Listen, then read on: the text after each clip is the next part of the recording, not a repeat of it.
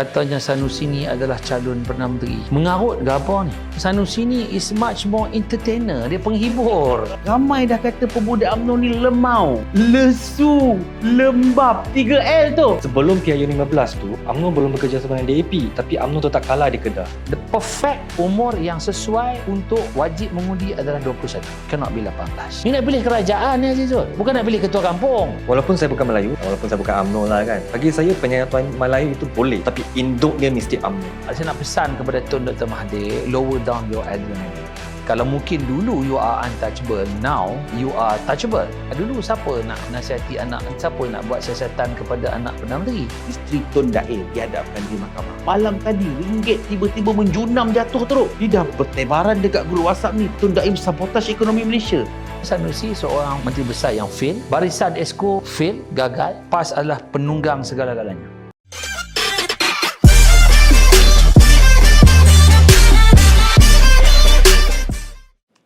Bismillahirrahmanirrahim. Assalamualaikum warahmatullahi wabarakatuh. Apa khabar semua kepada peminat-peminat podcast Cakap Hub yang semakin hari semakin diminati oleh golongan-golongan ahli politik, mereka yang menjadi mahasiswa. Pelbagai mesej dihantar kepada kami. Hari ini kita akan bincangkan apa persoalan-persoalan yang terbuku di minda anda semua. Seperti biasa, podcast Cakap Hub menampilkan saya, Azizul Aziz, bersama dengan saudara Shani On. Tapi hari ini ada istimewa sikit. Kali pertama, Cakap Hub melakar sejarah apabila kami menjemput seorang tokoh politik daripada utara, iaitu Datuk Syaiful Azizi. Apa khabar, Tok? Baik, Alhamdulillah. Selamat datang ke studio podcast Cakap Hub. Baik, terima kasih. Okey, sebelum ini kita tahu minggu ini Malaysia sedang sibuk dengan isu Tun Daim Zainuddin. Ramai orang tak tahu Tun Daim sebenarnya itu adalah orang Merbuk. Betul? Bekas ahli parlimen. Bekas ahli parlimen Merbuk. Ya, ya. Jadi hari ini kita bawakan kepada anda semua adalah Ketua UMNO bahagian Merbuk juga. Nah, itu Datuk Syaiful.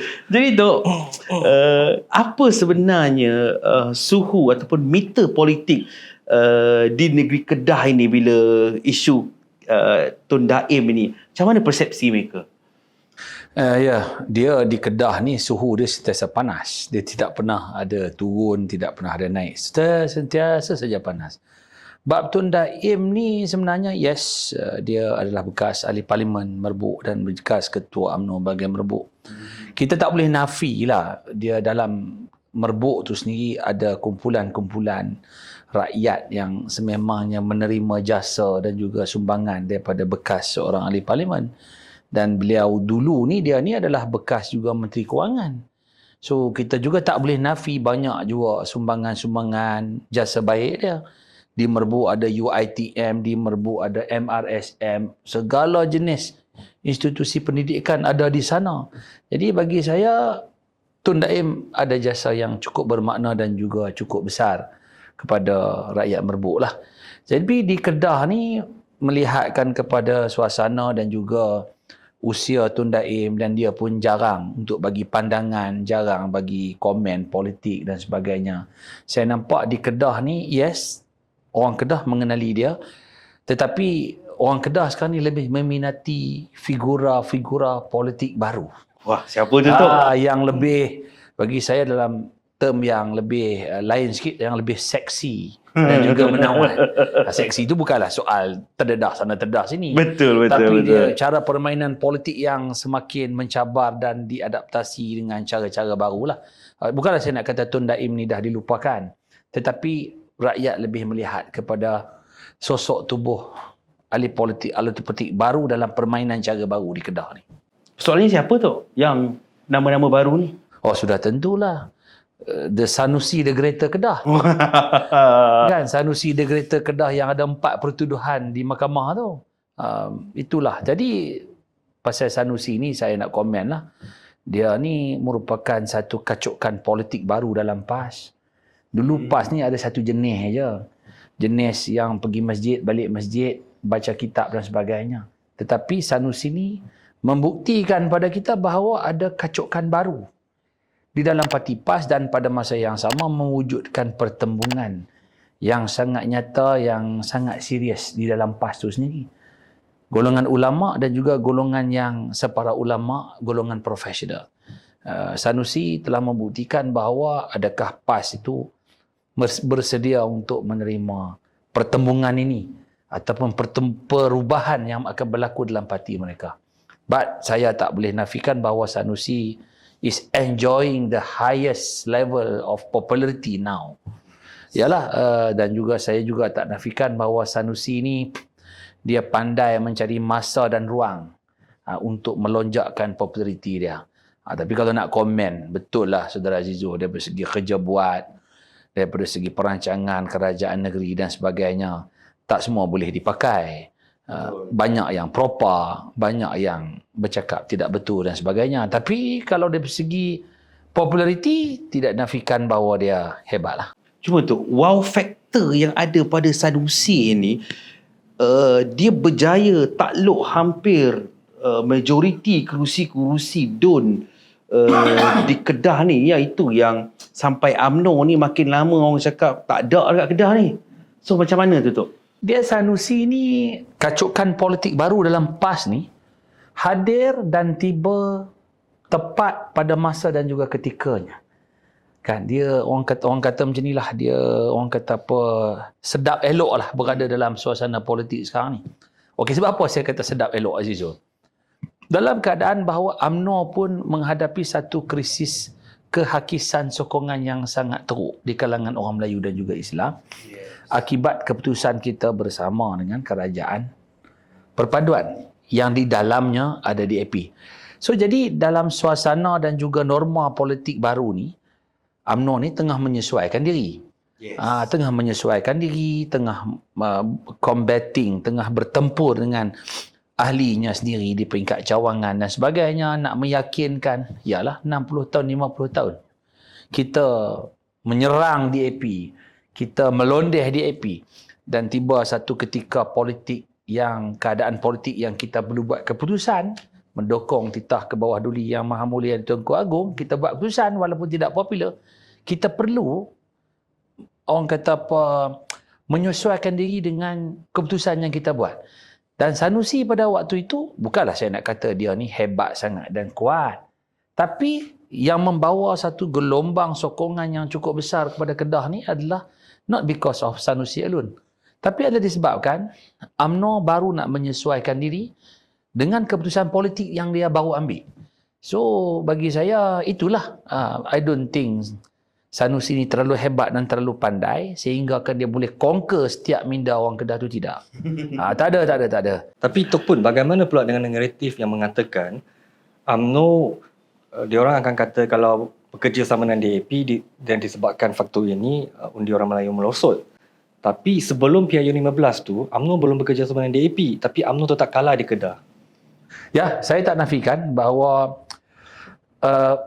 pihak sebelah sana, the new political front yang mewakili Melayu juga, in fact telah berjaya, orang kata apa, menakluki dan juga mempengaruhi minda dan juga pemikiran orang Melayu. Tetapi saya nak maklumkan, sebenarnya saya mengambil benchmark kekalahan teruk di pilihan raya negeri adalah disebabkan, ya, memang kita dah sedia teruk selepas pilihan raya umum yang ke-15. Kita buat pula keputusan untuk bersama dengan Pakatan Harapan dan juga Kajian Perpaduan yang di dalamnya ada DAP, dan kita berdepan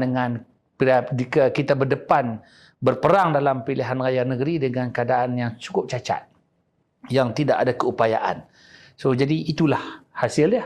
Sebab tu ikut formula ketika PRU, PKR dan UMNO berpisah. So bila datang PRN, kalau undi PKR dan UMNO ni digabungkan, sepatutnya mereka boleh menewaskan PAS.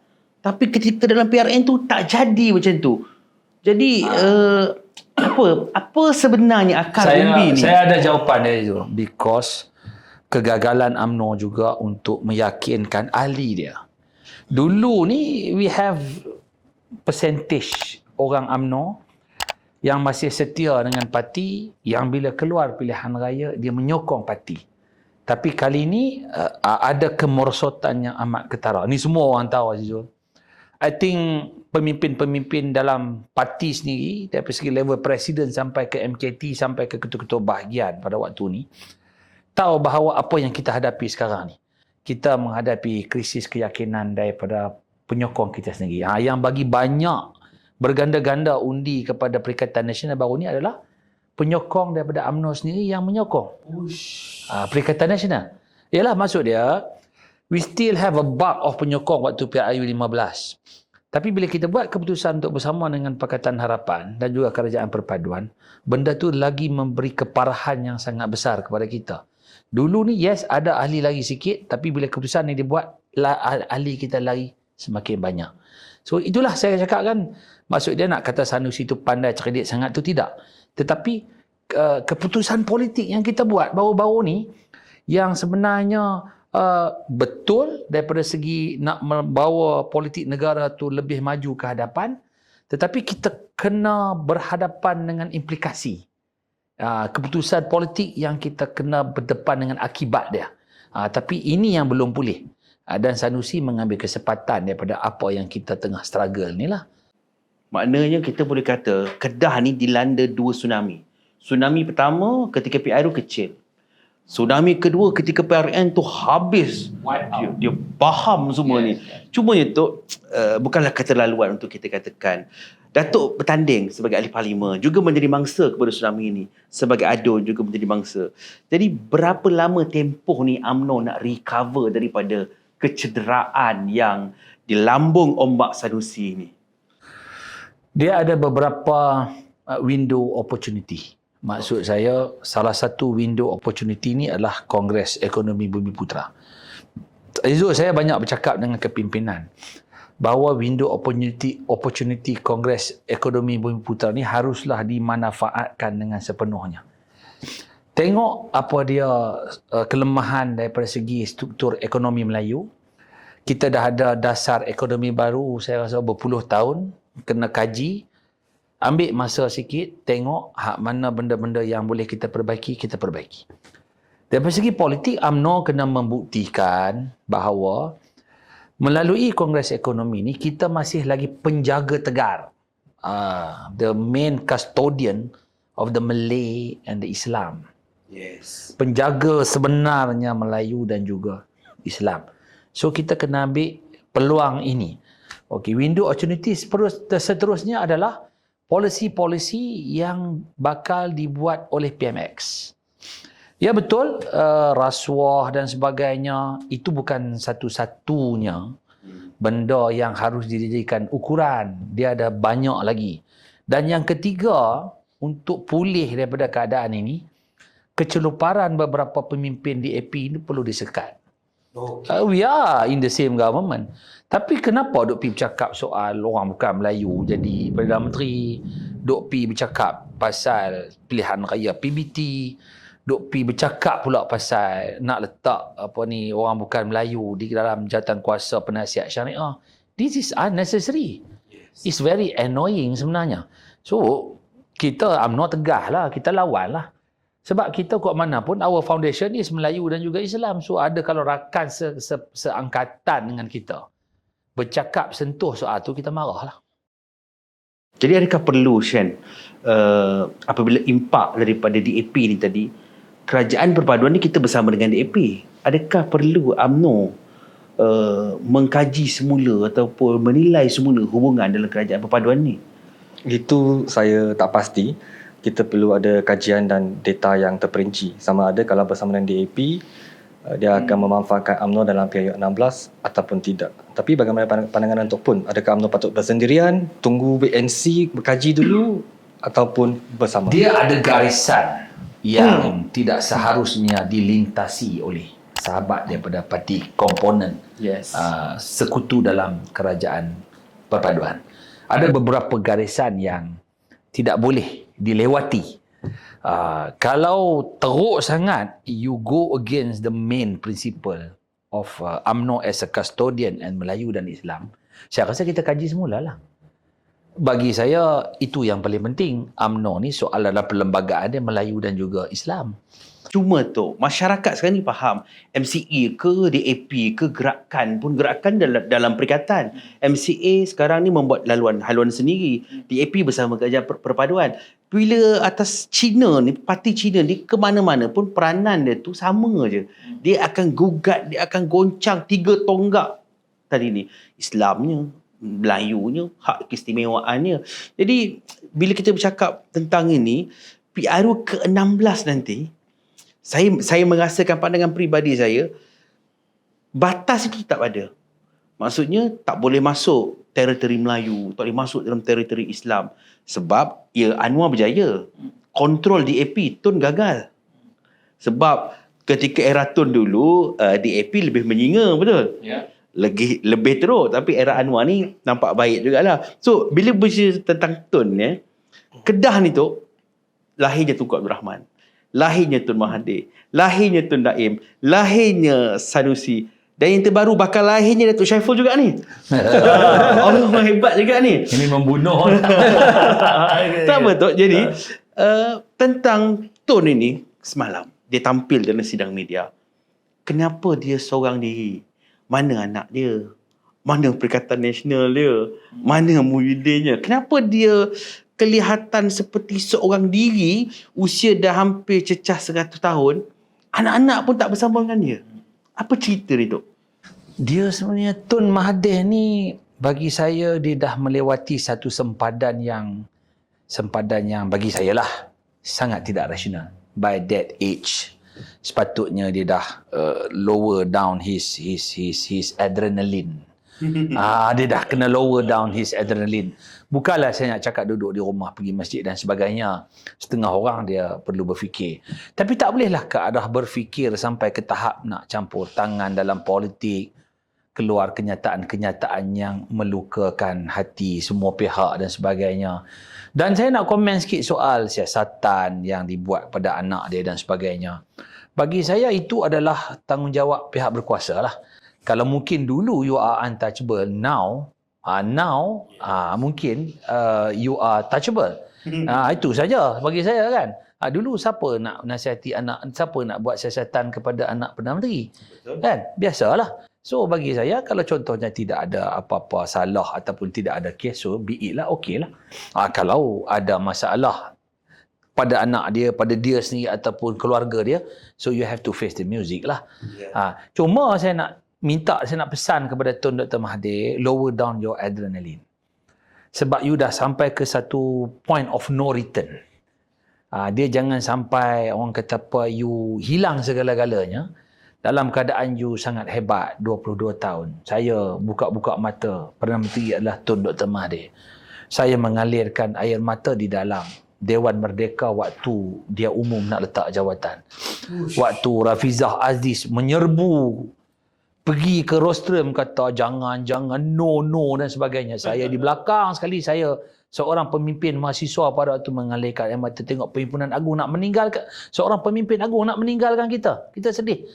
Tetapi as time goes by, kita respect, tetapi semakin hari kenyataan tindakan dia semakin menghakis respect, penghormatan rakyat kepada dia. Jadi as a Malaysian, as anak muda yang lahir pada zaman Tun Dr. Mahathir, my piece of advice to him, stop it lah. Just lower down your adrenaline, duduk, menghayati ilmu dan sebagainya. Jangan menjadi pemusnah. Jangan menjadi pengacau. Jangan jadi langau dalam politik negara lah. Itulah. Let others do their job. Kita dah ada pelapis. Kalau nak sangat kacau pun, send your beloved son yang dah berapa kali jadi menteri besar, dijatuhkan. Dua kali dijatuhkan. Terror sungguh sampai tahap tu.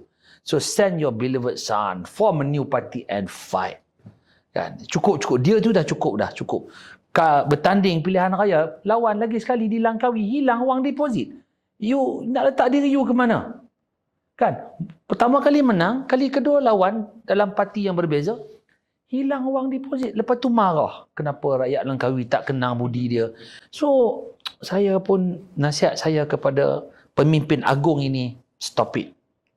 Please stop it. Kebetulan Tok pun berbicara tentang Mukhris tadi, pernah jadi MB 2 kali.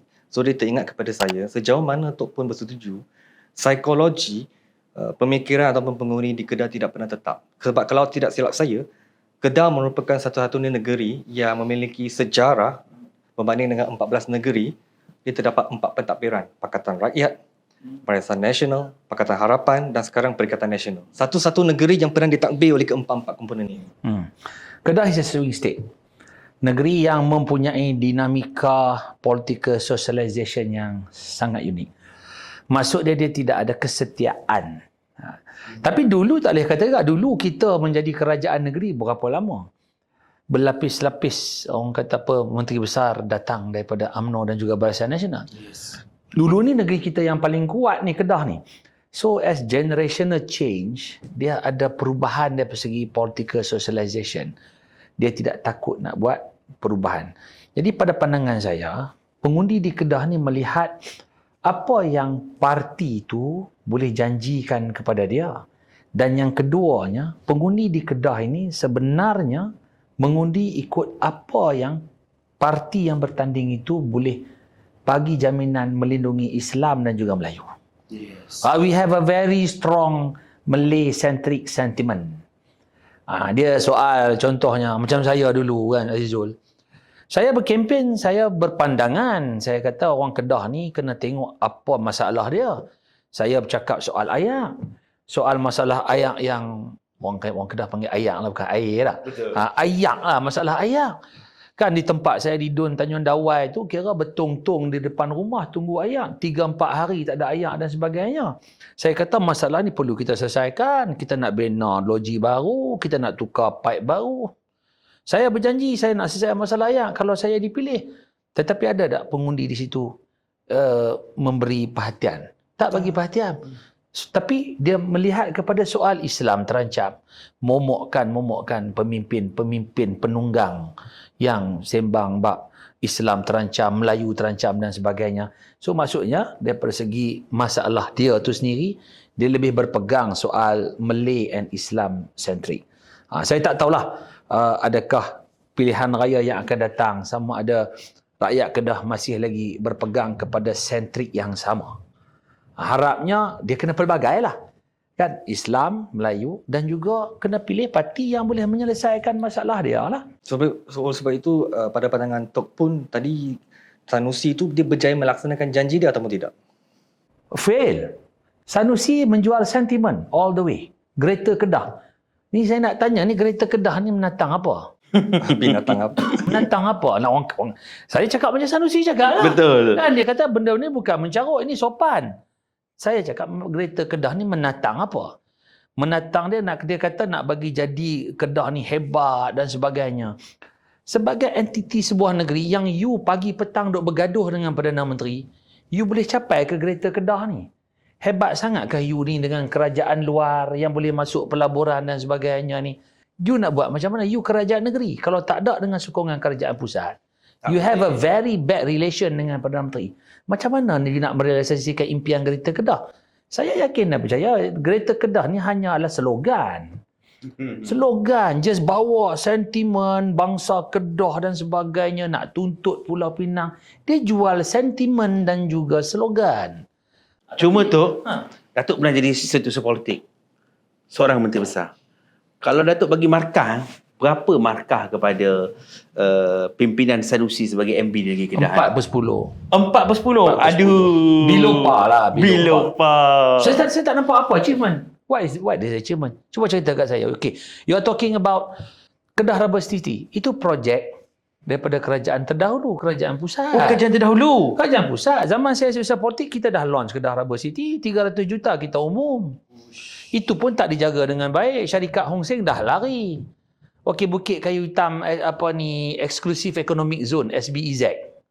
Harta lega tarik pelaburan. Sebab apa? Kegagalan kerajaan negeri menyediakan infrastruktur air.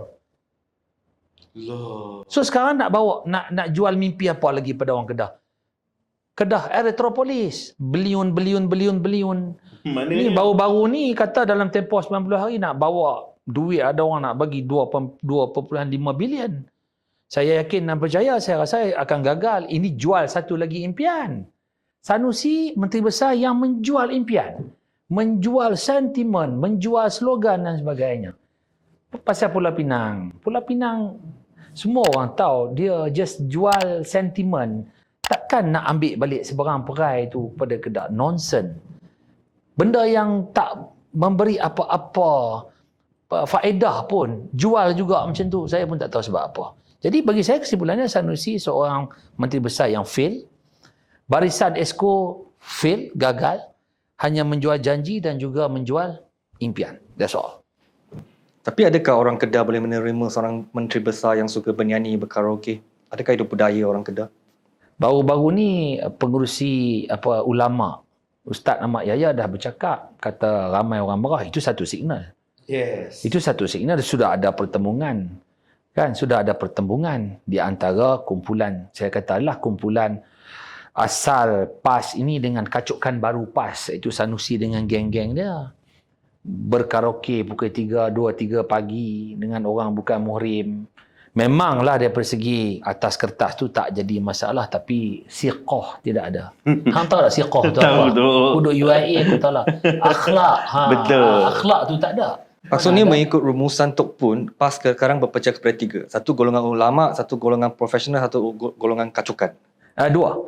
Profesional kacukan ni sekali. Okay. Ulama ni satu. Ulama ni the previous generation lah. Habis kalau kacukan profesional tu, dia Dato' Sem atau Sanusi yang sepatutnya menjadi leader? Kacukan profesional Sanusi lah. Sanusi lah sekarang ni. Dah ada pertembungan. Saya dengar perbualan kedai kopi pun di situ dah ada cakap-cakap nak ubah Sanusi ni. Kan langkah Tokai lah, langkah Derga lah, langkah Sungai Petani lah, macam-macam langkah. Sebab tu, lepas 18 Januari hari tu, Sanusi lari keluar negara untuk tangguh proceeding mahkamah dia. Saya tengok Sanusi dia dah mula mellow down, dia dah mula turun, dia dah mula macam berdiam diri, tak nak komen politik sangat. Saya rasa mesti ada something isu dalaman dia. Sebab something. Tu dia boleh berkaraoke malam-malam. Saya boleh confirm dekat sini something if going on. Tapi saya tak bercakap lah macam Sanusi confirm SD dah ada, tunggu masa, tak ada lah kan. Dan sebenarnya kami UMNO Kedah ni is not giving a damn pun apa jadi pada PAS tu. Dia tak mengubah apa-apa pun. Tapi rakyat Kedah tengok lah. Maksudnya Tok Pun membayangkan PPBM akan mengkhianati PAS dekat Kedah. They have problem. PPBM dengan PAS ada problem. Semua orang tahu. Dalam PAS sendiri pun dah start ada problem. Soal kacukan baru dan juga generasi lama dan sebagainya, sudah ada masalah. Tapi kita sebenarnya tak bothered pun. UMNO Kedah tak bothered pun apa yang terjadi itu. Kita just buat kerja kita perkukuhkan parti, kita duk jaga ahli kita yang semakin terhakis keyakinan. That's all. Saya bercakap pun dengan kebanyakan pemimpin pun, kita fokus kerja kita aja. So sebenarnya setiap benda yang naik dan mencapai kemuncak sudah tentu akan turun. Mungkin kita dah tengok lah Zizo ni mungkin bibit-bibit dah lah. Kejatuhan dan juga kemerosotan lah. Saya nak tunggu ni Zizo ni 2.5 bilion ni. Saya excited ni. Cuma tu 2.5 bilion. Banyak. Belanjawan negeri Kedah ni macam mana? Apa pandangan Datuk tentang belanjawan? Sebab banyak juga dia umum projek ni, projek sini. Tapi tiba-tiba dia kata nak minta duit daripada kerajaan persekutuan. You tengok percentage. Projek-projek yang diumumkan projek betul daripada kerajaan negeri ke projek kerajaan pusat di copycat? Oh. No, I know Kedah punya structure. We don't have money. Kita nak generate income daripada mana? Kita perlukan bantuan daripada kerajaan pusat. Semua projek yang sedia ada projek kerajaan pusat. Tapi janganlah angkuh. Janganlah angkuh bercakap bahawa tanpa kerajaan pusat kami akan buktikan kami boleh laksanakan. Tak boleh. Jangan angkuh, berlapang dada walaupun you opposition dengan kerajaan federal. Jangan pagi, petang, siang, malam buat fitnah balun Perdana Menteri. Jalinkan hubungan yang baik, profesional. You pentadbir kerajaan. You kena ada different between pemimpin politik dan juga pentadbir. Kenapa Samsuri boleh buat? Okey je. Tanya Sanusi berapa kali dia jumpa Perdana Menteri. Sekarang, bincang soal negeri. Saya tanya dia dalam podcast sekarang ni, cuba berapa kali dia berjaya jumpa Perdana Menteri? Nak dibandingkan dengan Menteri Besar Perlis, Menteri Besar Kelantan, Menteri Besar Terengganu, kan? Menteri Besar Kelantan tu kiranya Datuk Panglima tu kira nak dibandingkan dengan education level dengan Sanusi tu dia lagi rendah lah kot. Tapi mempunyai jiwa besar berjumpa dengan Menteri, bincang pasal banjir, bincang pasal isu sempadan dan sebagainya. Tapi kenapa Sanusi mempunyai halangan nak berjumpa dengan Perdana Menteri? Isu tak dapat kerusi waktu lawatan Perdana Menteri pun dijadikan sebagai isu. Stop it lah, sudah. Kedah perlukan menteri besar, bukan pemain politik. We need a chief minister. Kita perlukan menteri besar. Kita nak tengok perubahan-perubahan, pelaburan dan sebagainya. Banyak lagi nak cakap ni lagi. Cuma Datuk cakap tadi Kedah ni tak ada duit. Perasan atau tidak, Kedah ni sekarang ni ada satu REE, satu hasil bumi yang terpendam. Berapa triliun daripada pengkaji yang tengok Kedah punya sumber galian ini kaya. Kedah ni pun dulu pun sebuah negara yang hebat di Asia Tenggara. Jadi kenapa REE ni tak diuruskan dengan baik sampai curi?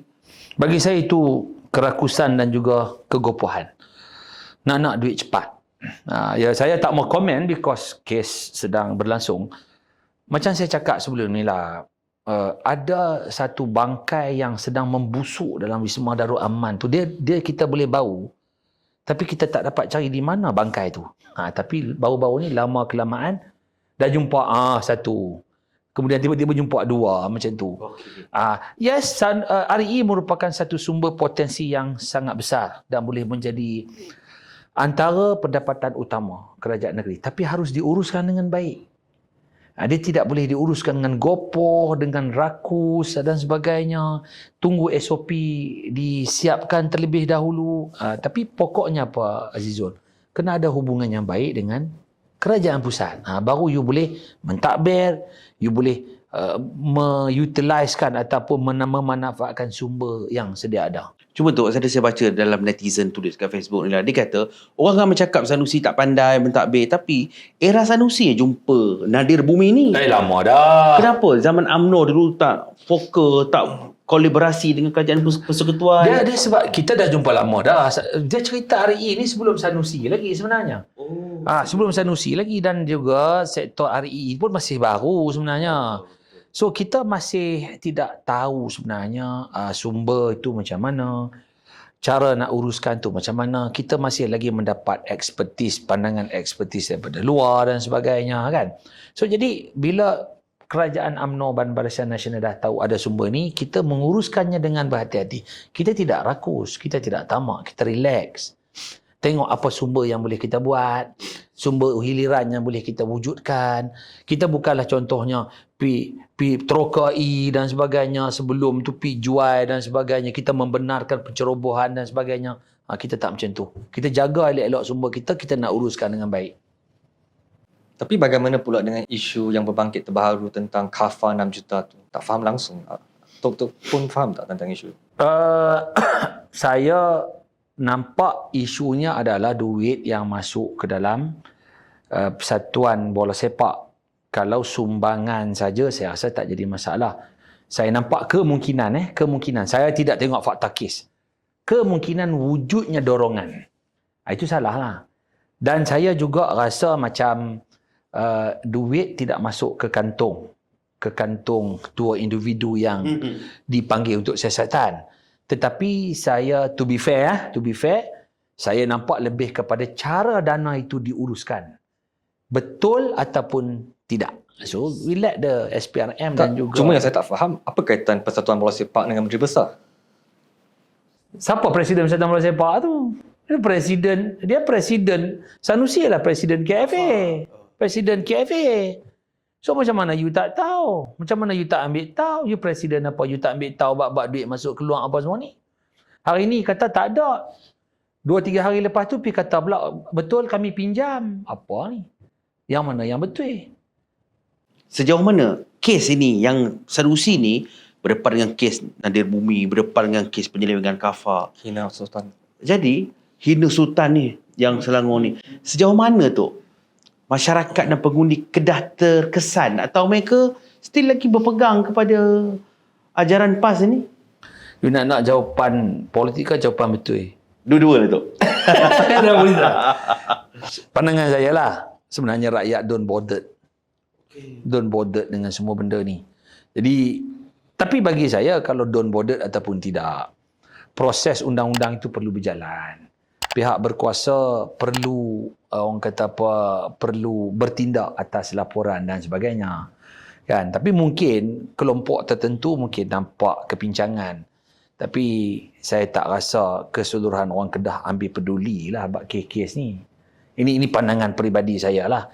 Dan kami, orang UMNO dan juga pemimpin UMNO pun don't bothered. Saya pun tak komen sangat pasal KFA lah apa semua ni. Bagi saya, contohnya Sanusi dengan kes mahkamah ni, biarlah dia melalui proses mahkamah. Kemudian didapati bersalah, terbukti, then kita arrive to a conclusion bahawa he's not fit to be there because dia telah didapati bersalah. Itu saya punya line of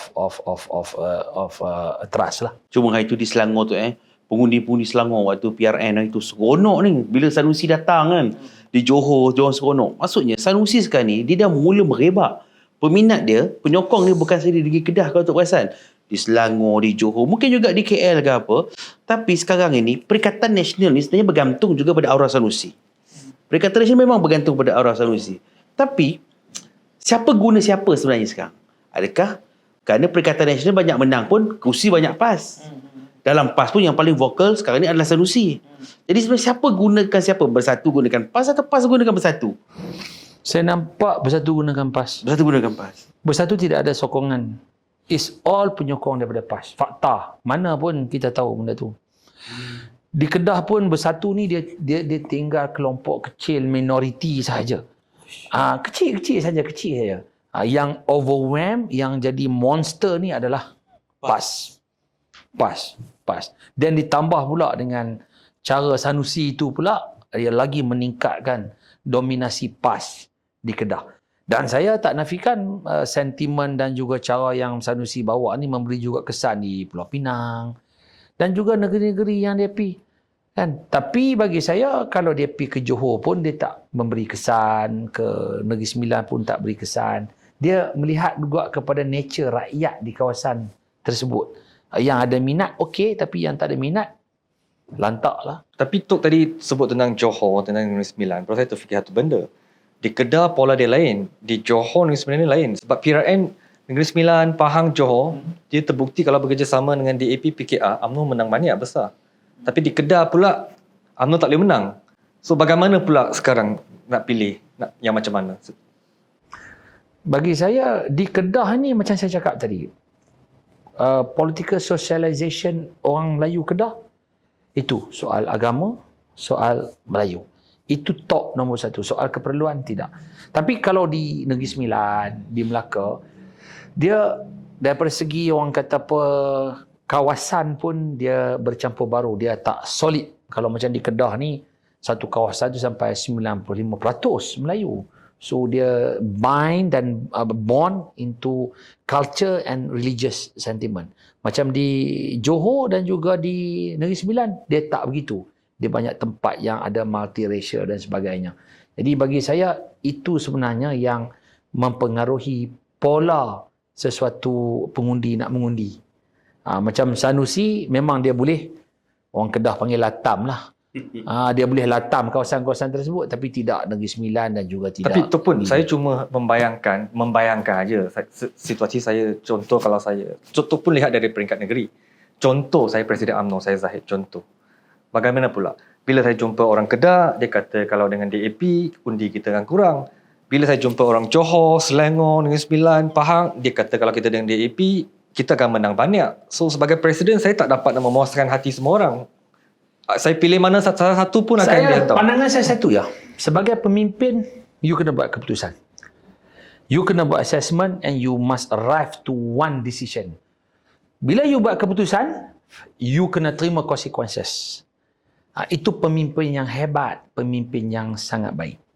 Kalau you nak buat keputusan nak memuaskan hati semua pihak dan you arrive to one decision, bagi kebanyakan orang suka, tapi itu bukan satu keputusan yang betul. You bukan pemimpin.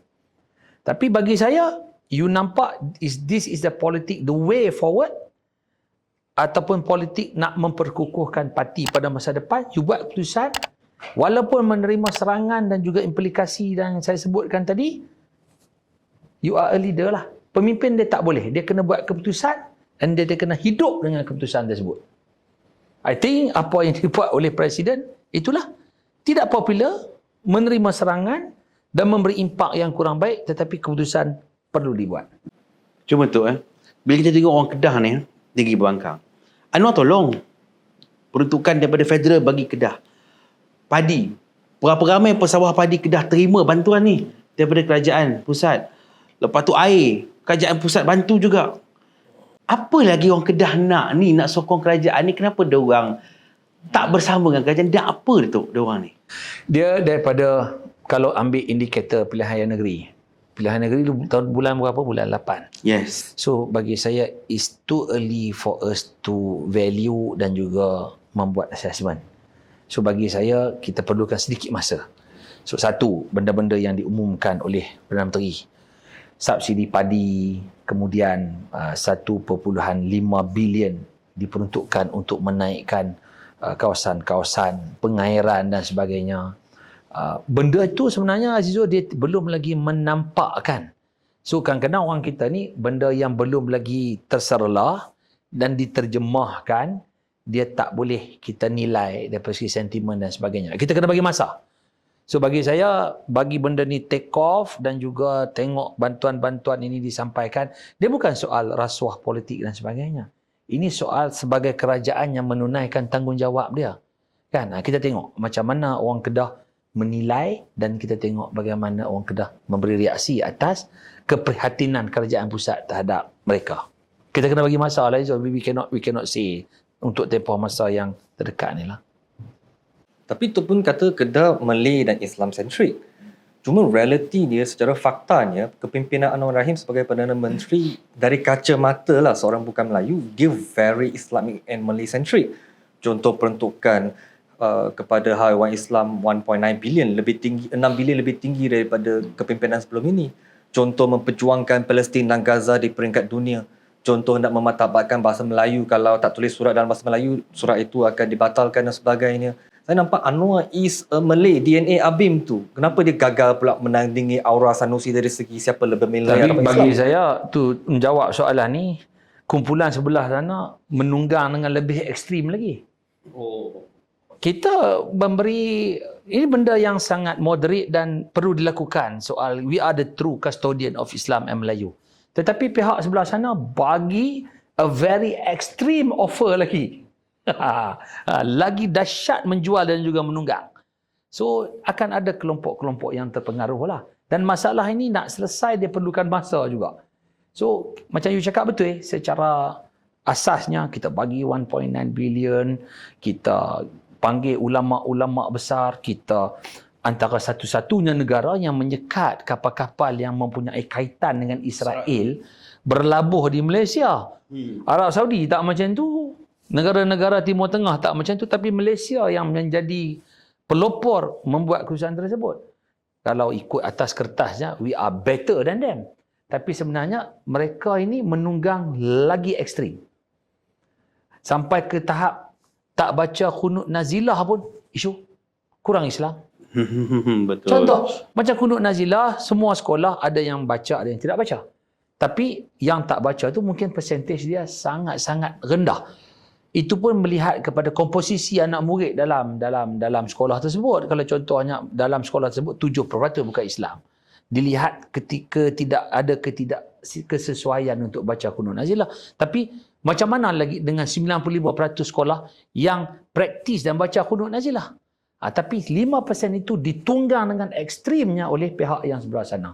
So kalau dalam tempoh masa yang akan datang, ada kumpulan yang 100% fit on extremism, sudah tentunya kumpulan yang membuat perkara yang betul, memperjuangkan Islam dengan cara yang betul akan dilihat kurang Islam. Ini cabaran kita untuk memberi pemahaman kepada orang Islam. This is the real way of fighting for the Islamic sake. Ekstrim ni maksudnya parti PAS tu kan, yang Asopiyah dia Confirm terlampau lah. Islami. Parti PAS lah. Apa lagi? Dan PPBM ni menumpang di atas keekstriman dan juga populariti yang parti PAS sedang nikmati sekarang lah. Cuma PAS ni ada sejarah tu. Dia pernah bersama dengan UMNO dalam era 70-an, 80-an dulu. Kemudian dia keluar. And then terbaru ni pun kita sebenarnya pernah buat satu garis ataupun satu gabungan dipanggil Muafakat Nasional. Sebenarnya UMNO yang berjaya memujuk PAS dulu. Tapi apa sejarahnya, bila kita dah pujuk tu, macam dia boleh melencong pergi ke Bersatu. Ramai nak tahu ni, kenapa tiba-tiba dia dah ikat macam ni dengan UMNO ni? Tiba-tiba boleh terlerai bersama dengan Muhyiddin. Satu baris ayat je saya nak beritahu Azizul. PAS adalah penunggang segala-galanya. Dia bukan setakat menunggang agama. Dia tunggang habis semua for kepentingan politik dia.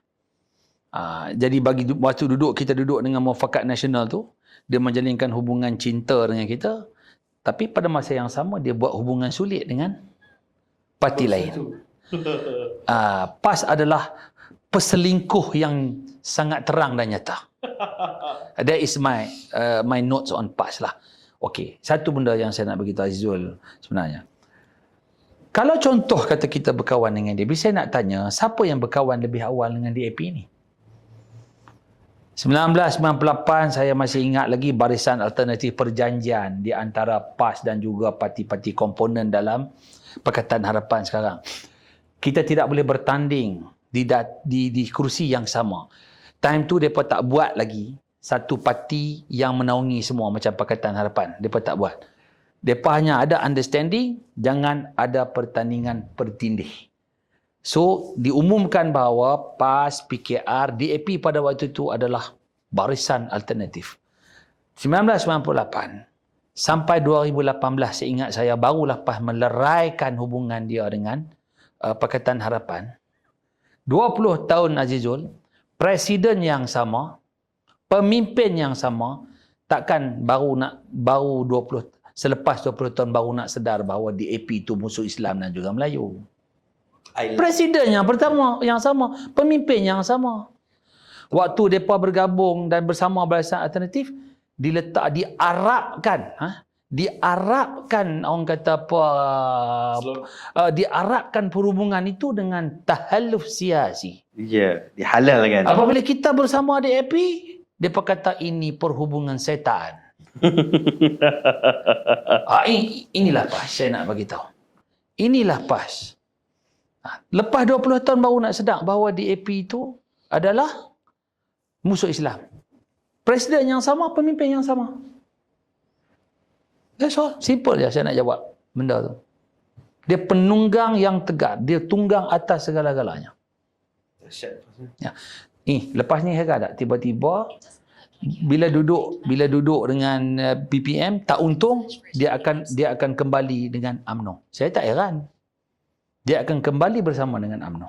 Kalau dia kembali dengan UMNO, ya. Kalau dia kembali dengan UMNO, adakah negeri Kedah punya UMNO boleh menerima? Saya tak boleh menjawab daripada segi UMNO negeri Kedah, tapi saya sendiri saya tak boleh terima lah. Kita tak boleh memasukkan tangan di lubang yang sama untuk dipatuk oleh ular yang sama. Walaupun saya bukan Melayu, tapi saya ada satu pendirian peribadi. Walaupun saya bukan UMNO lah kan. Biasa orang berbicara tentang penyatuan Melayu dan sebagainya. Bagi saya, penyatuan Melayu itu boleh. Tetapi induk dia mesti UMNO. Sebab parti pun United Malay National Organisation. PAS tu parti agama Islam. PPBM parti pribumi. Dari segi nama, dari segi sejarah, dari segi tradisi. Kalau orang berbicara tentang penyatuan Melayu, induk ni mesti UMNO. Dia bukan UMNO kena seberang ke sana. Kalau orang nak, orang seberang ke sini. Keindukan itu pentinglah. Dan saya tak nampak sebenarnya macam mana UMNO nak kembali berada di puncak. Tetapi saya yakin dan percaya keputusan yang kita buat ini betul. Dalam proses nak memulihkan parti kita jadi sebahagian daripada kerajaan. Kita mendukung titah ke bawah duli Yang Maha Mulia yang di-Pertuan Agong. Kita merungkaikan permasalahan nak tubuh kerajaan tak boleh. Ini satu keputusan yang betul. Dan pada masa yang sama, ahli UMNO, pemimpin UMNO kena bekerja keras untuk membeli rasional atas permufakatan baru kita dengan Pakatan Harapan ini. Betul tu, sebab makin lama kalau semua orang perasan, kursi UMNO dalam parlimen makin sikit, BN dalam 30 aja. Tapi dia lah yang menjadi pelengkap kepada kursi Pakatan Harapan pada ketika itu untuk membentuk sebuah kerajaan.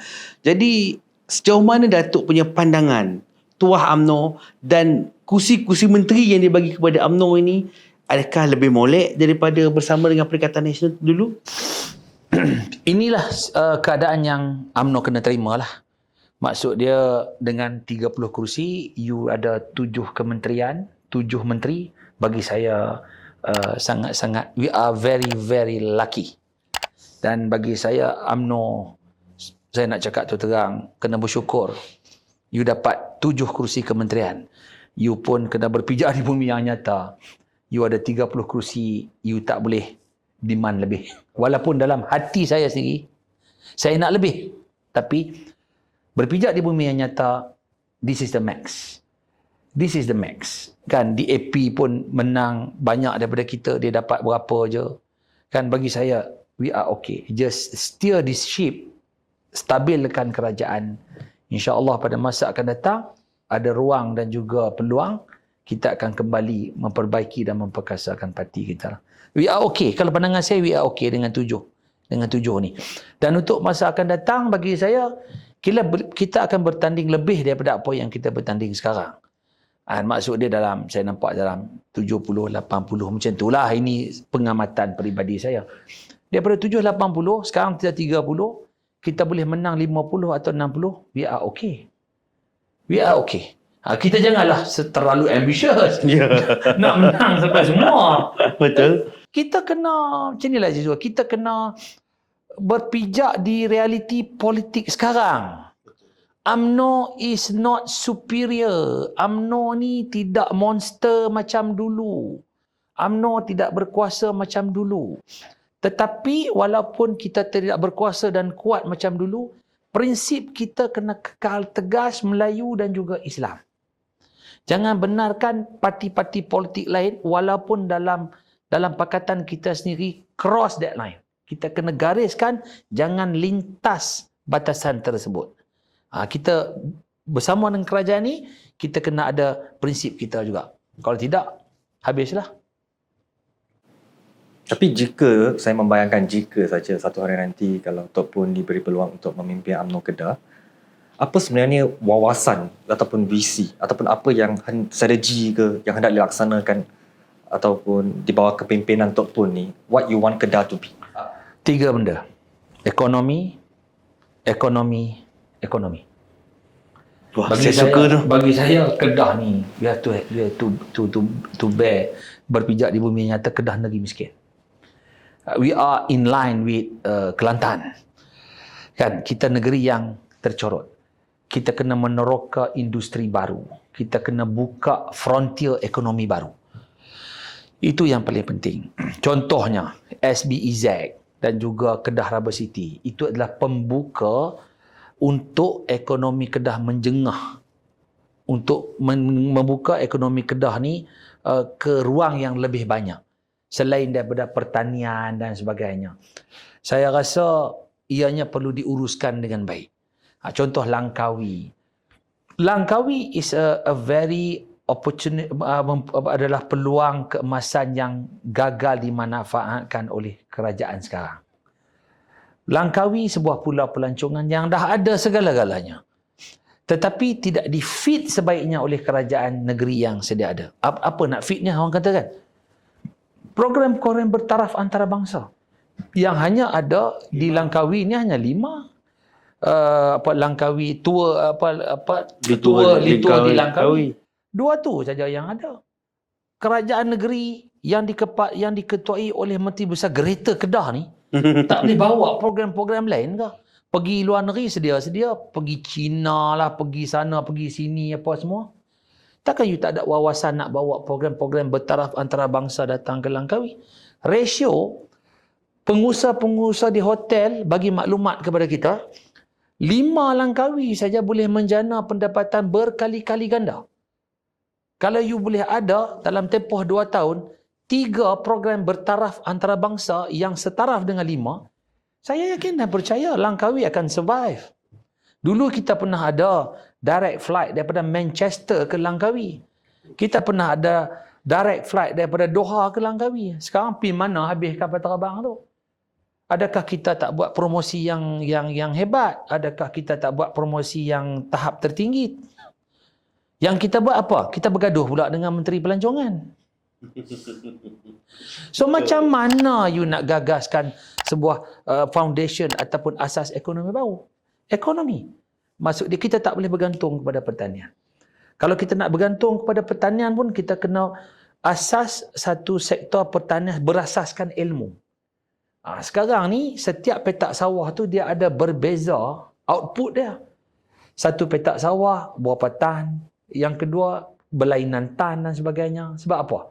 Sebab pesawah-pesawah dan pengusaha padi di Kedah tak diberi dan didedahkan dengan ilmu yang cukup, dengan teknologi yang cukup. Pada masa yang sama, ini bukan entirely salah kerajaan negeri lah. Kena ada penambahbaikan daripada kerajaan pusat. Pesawah-pesawah di Langkawi, di Kedah ni tidak dilindungi.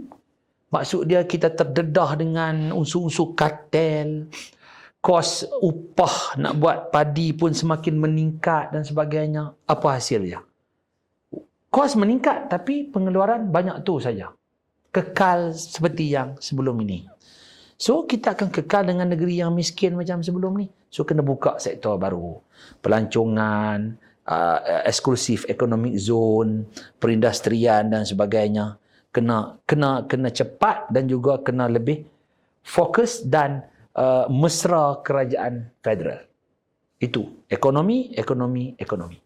Tapi lebih adil lah. Kalau kita jangan bandingkan negeri PH ataupun PN berbanding dengan negeri PN.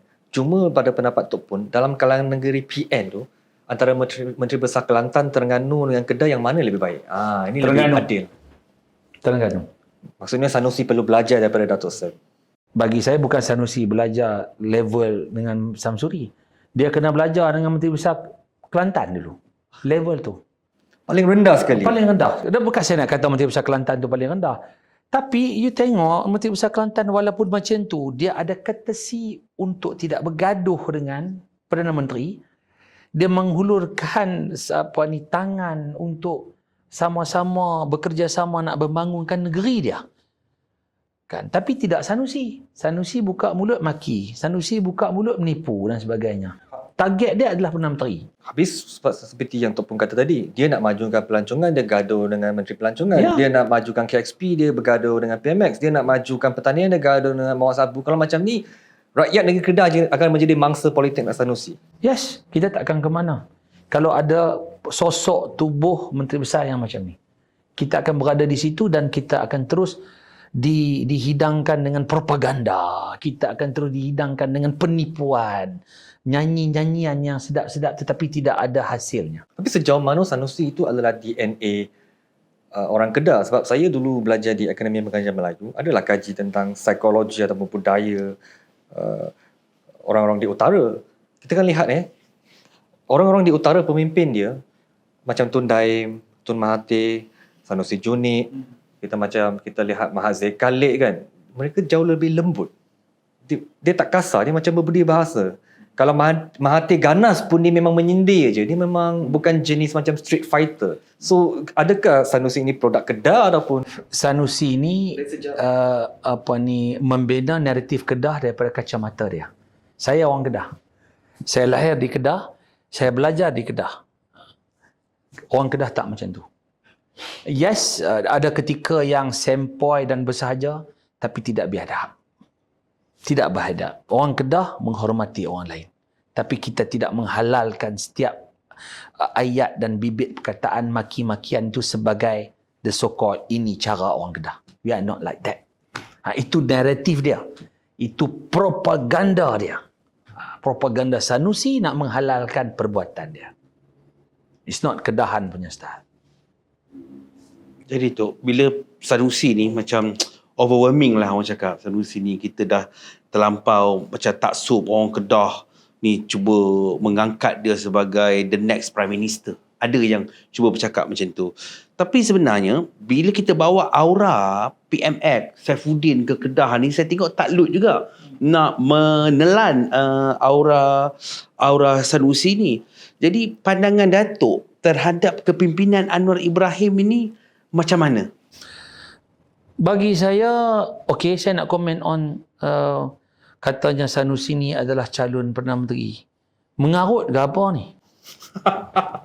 Dan bagi saya juga, Sanusi ni is much more entertainer. Dia penghibur. He's not a leader. Kita jangan angkat kedudukan dia terlalu tinggi. Saya seronok tu. Ada Perdana Menteri yang cakap apa ni? Mengarut. He's an entertainer. Macam badut lah tu. Saya tak naklah kata badut. Saya bukan macam dia nak kata dia badut. Tapi bagi saya, he's an entertainer. Entertainer. Dia sebagai orang show apa semua. Main bola, buat lipat gunting apa semua. He's an entertainer. Dia bukan menteri besar yang ada wawasan pun. Betul. Menjual propaganda, menjual sentimen. Kan? Tapi tak apalah kalau rakyat Kedah suka, okey lah, saya nak buat macam mana kan. Tapi soal PMX ni bagi saya, dia cuba buat perubahan. Apa yang dia bawa ni soal kepimpinan baru. Kena bagi masa.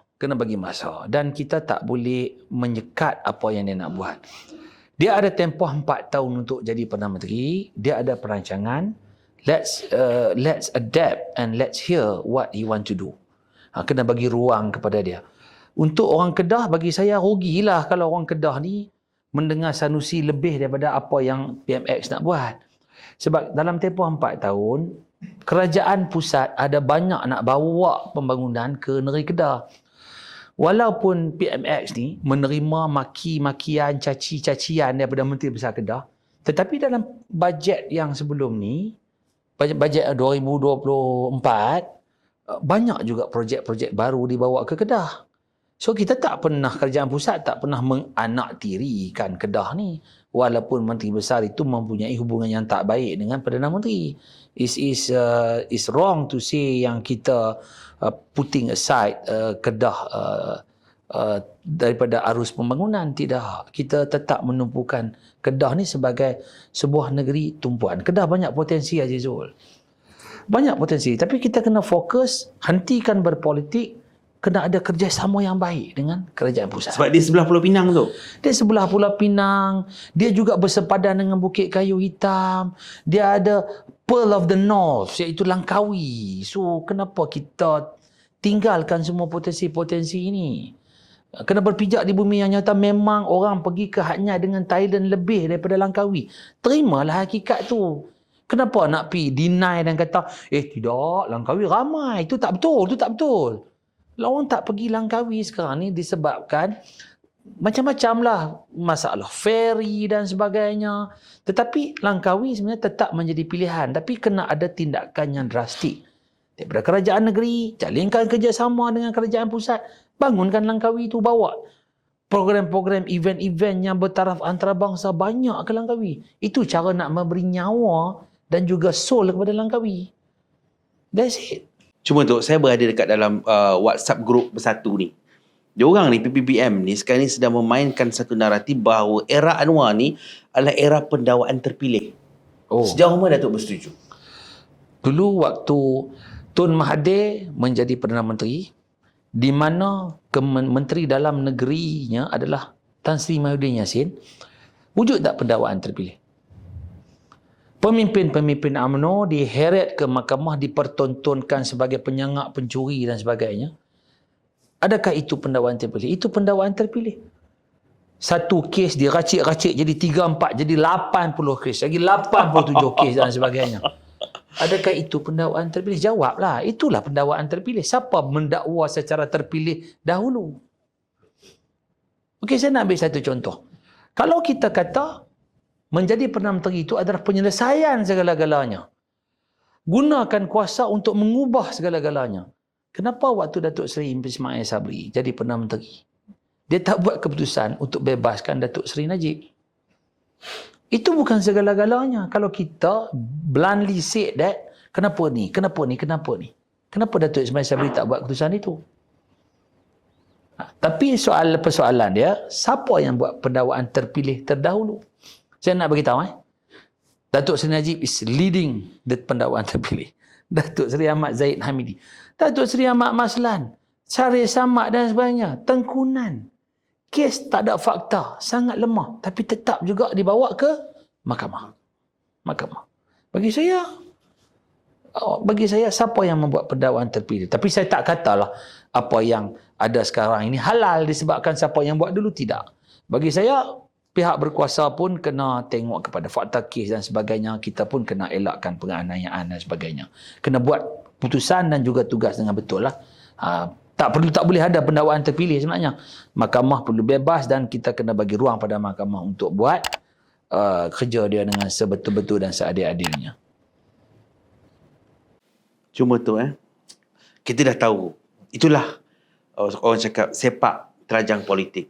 Lepas saja pengumuman ataupun berita isteri Tun Daim hari ini dihadapkan di mahkamah. Malam tadi ringgit tiba-tiba menjunam jatuh teruk. Daripada 4.68 tu turun 4.73. Jadi adakah Tun Daim ni dia kontrol semua spekulator mata wang? Dia dah bertebaran dekat grup WhatsApp ni. Tun Daim sabotaj ekonomi Malaysia. Bagi saya mungkin itu reaksi kebimbangan pasaran terhadap apa yang sedang berlaku. I'm not an expert in economy, tetapi setiap benda yang berlaku tu dia ada reaktif punya occasion. Dia mungkin satu yang besar berlaku dalam politik, dia memberi kesan kepada pasaran. Dan saya berharapkan kemerosotan ringgit ini bersifat sementara. Dia bersifat reaktif kepada apa yang berlaku. Lepas ni dia akan balik. Dia akan kembali kepada kedudukan asal. Dia turun naik. Dia akan turun naik. Dia reaktif. Itulah Shen nak tahu. Datuk Po ni dulu dia adalah seorang EXCO tu Pemuda UMNO. Ketua Pemuda Negeri. Ketua Pemuda UMNO Negeri. Kemudian Setiausaha Kerja Pemuda UMNO Malaysia. Betul-betul zaman era Jamaluddin. So, dan ketika itu saya juga berada di PWTC. Saya dapat melihatkan kehebatan pemuda-pemuda UMNO. Tapi tu, zaman sekarang ni, ramai dah kata pemuda UMNO ni lemau. Lesu, lembab. 3L tu. Soalan. Lemau, lembab, lesu tu. Jadi, macam mana tu nak bagi dia orang satu semangat ni? Berbeza. Exco dulu lain. Ketua Pemuda UMNO dulu lain. Macam mana tu? Dan macam UMNO ni, pemuda UMNO ni dah hilang taring ni tu. Bagi saya pemuda UMNO punya cabaran yang sangat besar. Satu, kenapa UMNO kalah? Because bagi saya, berapa persen nak ambil 80% daripada orang muda.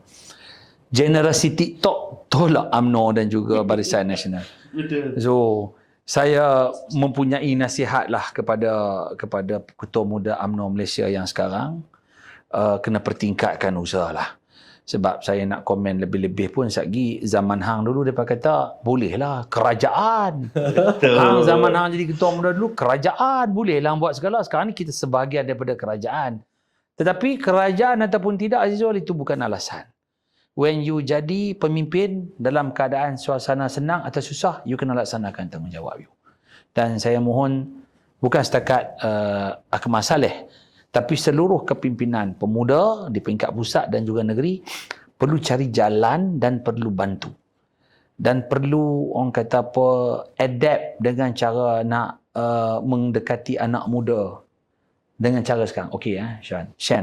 Saya nak beritahu dulu waktu saya jadi ketua muda, apa sebenarnya cara nak mendekati anak muda ni yang sangat efektif. Kalau di kampung, bola, jaring dan sebagainya.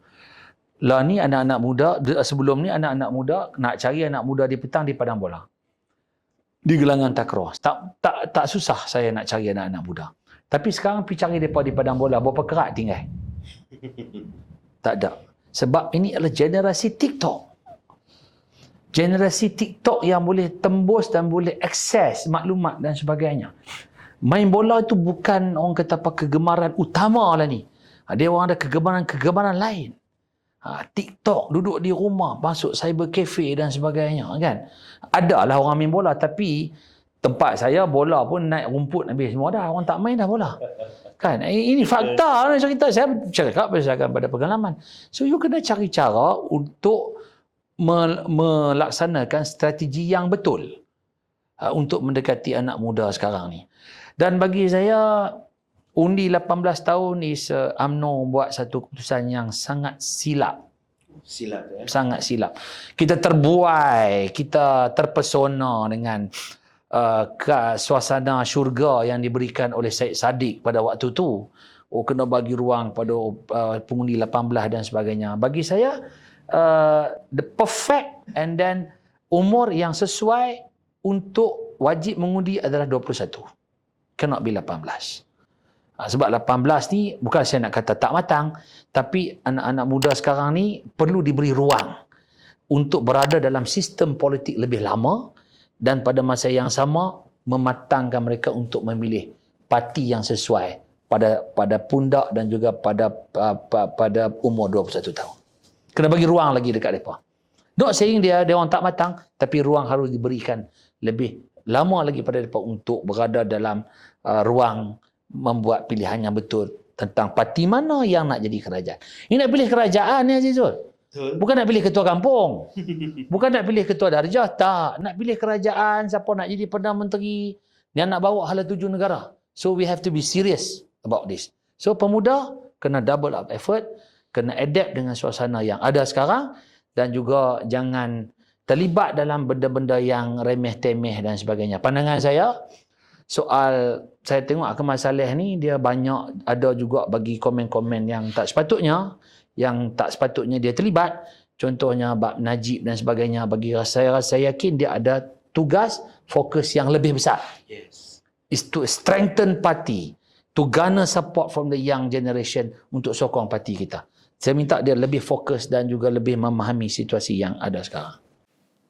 So this is our fruitful meeting ataupun discussion lah tu. Cuma soalan terakhir daripada saya tu saya serahlah kepada Shan untuk tanyakan. Kena kali yang ikut ni. Dia ada nak tanya tu. Beberapa lah mungkin. Yang pertama, sejauh mana, sebab 3 hari lepas Luqman Andam dia bentang dekat live dia membuat satu cadangan. Bagi saya pelik lah, terpulang lah pada tu nanti. Dia mencadangkan PKR Amanah dengan UMNO perlu bergabung sebagai satu parti Melayu. Mungkin nama perlu bertukar, saya tak tahu. Lepas tu MCA, MIC dengan DAP bergabung. Adakah ini realistik? Adakah ini logik? Ataupun sejauh mana ataupun merasakan? Secara peribadi saya kurang bersetuju. We cannot isolate a party based on races. So biar parti tu dengan race masing-masing tapi berada di dalam line dan juga gerabak yang sama. Dia tak boleh ini gerabak lain, ini gerabak lain.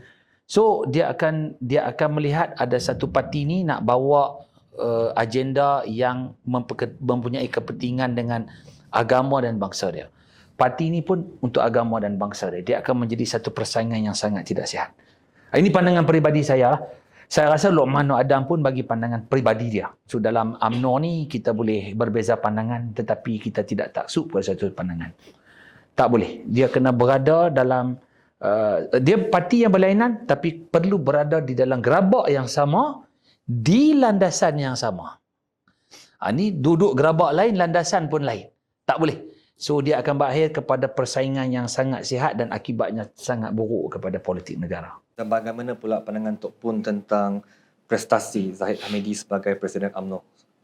Dalam suasana politik dan juga keadaan pada waktu ini, dalam keadaan UMNO tidak mempunyai kuasa penuh, saya rasa Datuk Seri Ahmad Zahid memainkan peranan dan tanggungjawab yang cukup berkesan. You kena faham satu benda. You nak steer the party yang memang mempunyai kecederaan yang teruk di dalam pilihan raya yang lalu, dia memerlukan semangat dan fokus yang luar biasa. Saya tak kata sosok Datuk Seri Ahmad Zahid Hamidi itu hebat, sempurna. Dia juga manusia, ada ketidaksempurnaan dia. Tetapi yang perlu pertahan dan perlu mendukung dia siapa? Ahli parti. Saya nak tanya saudara Shan dan juga saudara Azizul. Kalau dilihat sosok tubuh Hadi Awang, adakah sempurna? Tidak sempurna. Tapi dia mempunyai satu pasukan yang melengkapkan misi dan juga komitmen beliau. Hadi Awang ni masuk hospital, keluar hospital tu biasa. Tetapi dia tetap presiden. Dia tetap menerima kesetiaan dan komitmen daripada ahli dia. Yang ini, hak bab PAS tu bukan semuanya buruk lah. Zizo, to be fair. Hak bab ni saya puji. Dia punya esprit de corps dia, kesetiaan dia. yang kita perlu contohi dengan kesetiaan dan fokus ahli-ahli PAS. Tapi saya pula melihat, ini pandangan peribadi, mungkin Tok pun boleh tidak bersetuju nanti. Presiden Zahid Hamidi pula sebenarnya dia tidak didukung oleh top 5. Saya rasa Tok Mat play safe, semua naik presiden play safe, melainkan Johari dia macam berjuang seorang orang setiap hari je. Kadang-kadang ada Maslan, kadang-kadang Ashraf Wajidi, tapi biasanya presiden dia berjuang seorang aja. Dia macam yang ke bawah dia semua macam play safe aja kan. Bagi saya UMNO ni dia ada satu struktur, satu institusi yang sangat penting. Apa institusi itu? Ahli Majlis Kerja Tertinggi. Everything, segala-galanya diputuskan dalam mesyuarat Ahli Majlis Kerja Tertinggi. Keputusan parti, cadangan kepada kerajaan dibuat dalam MKT. Keputusan nak bersama dengan Kerajaan Pakatan Harapan pun dibuat dalam MKT. Saya nampak Tok Mat silo yang ni bawa haluan sendiri dan sebagainya, saya rasa kurang tepat. Di mana sebelum mesyuarat MKT kita ada mesyuarat Biro Politik. Semua pemimpin-pemimpin utama berada dalam satu meja untuk bincang soal hala tuju parti. That is my answer. Jadi itulah Tok Shen, kita pun dah habis 1 jam sebenarnya. Kita dah menelaah pelbagai letih aku menjawab ni. Banyak. Tapi kita yakin kepada pendengar-pendengar yang setia dalam podcast Cakap Hub, kita akan panggil lagi tetamu kerana percubaan kami yang pertama ini saya rasa sangat memberangsangkan. Banyak isu-isu yang berjaya kita kupaskan. Terima kasih juga kepada Tok Pon yang sudi ke studio kami melayani dan menyantuni soalan-soalan panas tanpa tapisan. Jadi kita akan berkeudara lagi dalam minggu hadapan dalam podcast Cakap Hub untuk episod yang seterusnya. Tapi kepada anda semua, tolong like, tolong subscribe, tolong share dan berikan komen anda. Boleh tuliskan apa soalan-soalan yang anda ingin tanyakan kepada kami ataupun kepada tetamu-tetamu kami. Oleh demikian, kita jumpa lagi di episod yang seterusnya. Sekian, terima kasih.